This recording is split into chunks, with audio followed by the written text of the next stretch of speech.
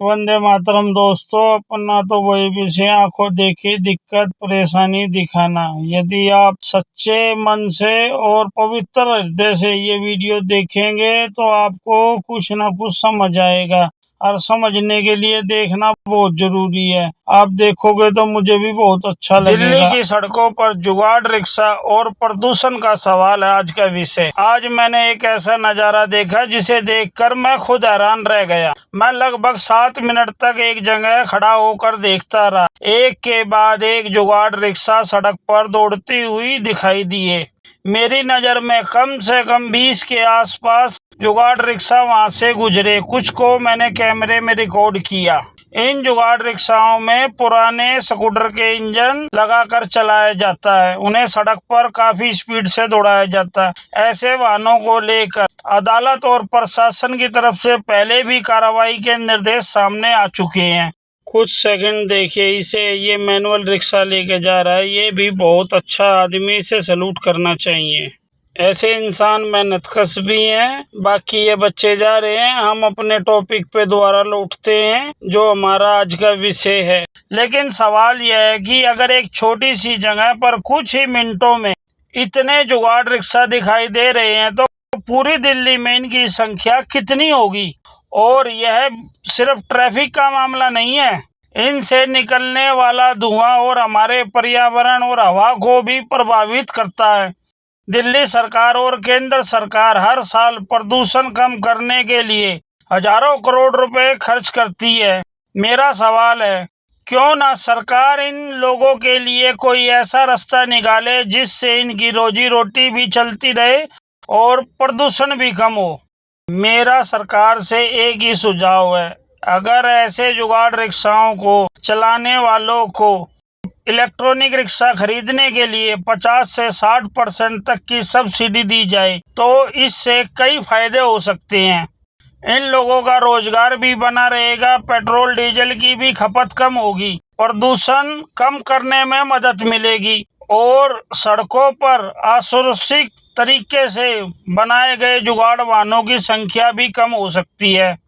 मेरा यह वीडियो किसी व्यक्ति, नेता, अधिकारी या प्रशासन के खिलाफ नहीं बना रहा। मैं खुद पर्यावरण को लेकर चिंतित रहने वाला व्यक्ति हूँ और मेरा मानना है कि हर इंसान को जीने का अधिकार है और इन जुगाड़ रिक्शा चालकों को भी सम्मान के साथ काम करने और अपने परिवार का पालन पोषण करने का अधिकार है। इसीलिए सरकार को इनके खिलाफ केवल कार्रवाई करने के बजाय इनके लिए एक बेहतर विकल्प भी देना चाहिए।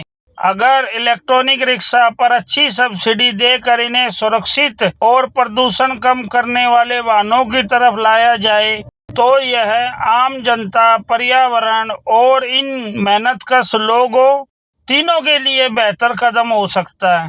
सरकार से मेरी अपील है कि इस समस्या पर गंभीरता से विचार किया जाए और कोई व्यवहारिक समाधान निकाला जाए। अगर आपको भी लगता है इस दिशा में कदम उठाना चाहिए तो मेरी वीडियो को लाइक शेयर करें ताकि मेरी यह बात दिल्ली सरकार और केंद्र सरकार तक पहुंचे। आप देख रहे हो, मैं यहाँ पर खड़ा हूँ और यहाँ से एक के बाद आए जा रहे हैं, जैसा आप वीडियो में देख रहे हो।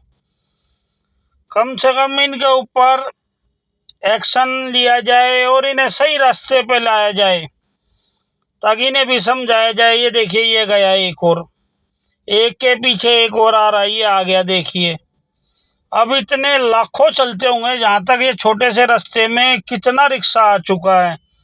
इसीलिए मेरा अनुरोध है, क्लाइमेट को क्लीन रखने के लिए बहुत अच्छा कदम उठाना चाहिए। हालांकि वो तानाशाही वाला एक्शन नहीं अपनाना चाहिए। इनको चिन्हित किया जाए और इनको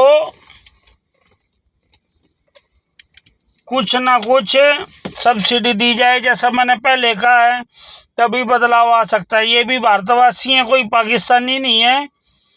क्लाइमेट चेंज, हर साल पोल्यूशन से कितने आदमी एक्सपायर होते हैं, बीमार होते हैं। अब ये एक और आगे देखिए, कितना आदमी आ रहा, देखिए कैसे चला रहे हैं। और ये ज़्यादातर बाज़ारों में ही खड़े होते हैं।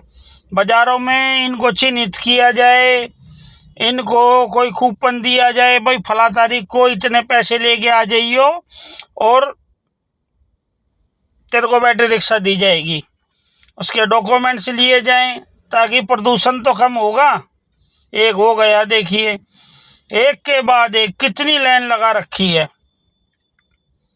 यह बहुत गंभीर मुद्दा है, इसको बहुत ही प्रभावशाली ढंग से हैंडल किया जाए ताकि किसी की रोजी रोटी भी ना छीने। ये देखिए दो दो लेकर आ रहा है एक के साथ एक, देखिए वो गया। अब बताइए, ये तो बहुत ही नाइंसाफ़ी है दिल्ली वासियों के लिए। और सरकार हमारी अपनी है, सरकार को कदम जल्द से जल्द उठाने चाहिए। देखिए किसी को रोजगार नहीं छीनना चाहिए। देखो ये सब्जी बेचते हैं, अच्छा काम करते हैं, लेकिन अब ये पेट्रोल में भी पैसे लगाते हैं, इतने इनके चार्जिंग पार्किंग में लग जाएंगे कुछ लोग पैसा। अब ये आदमी जा रहा, देखिए ये बेचारा मैनुअल जा रहा है, इसको मैं सैल्यूट करता हूँ। अगले ने रख रखा है कम से कम 100-150 किलो वजन हाथ से खींच रहा है। ऐसे भी आदमी, हालांकि कोई सब्जी बेचने वाला गलत नहीं है। बस इसी के साथ ही कहता हूँ, देखिए एक ये आ गया एक और।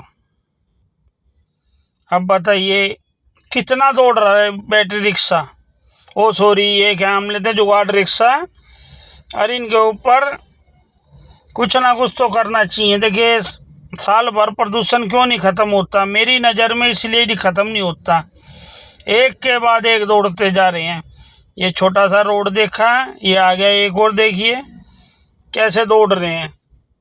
अब मैं किसी प्रशासन या किसी संस्था पर आरोप नहीं लगा रहा, मैं जनहित में बना रहा हूँ।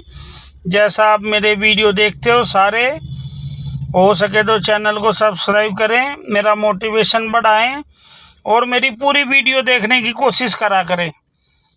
अगर पूरी वीडियो कोशिश करोगे देखने की तो वीडियो समझ आएगा, तब जाके आप लाइक शेयर करोगे, तभी कुछ समस्या का समाधान निकल सकता हो गया एक और।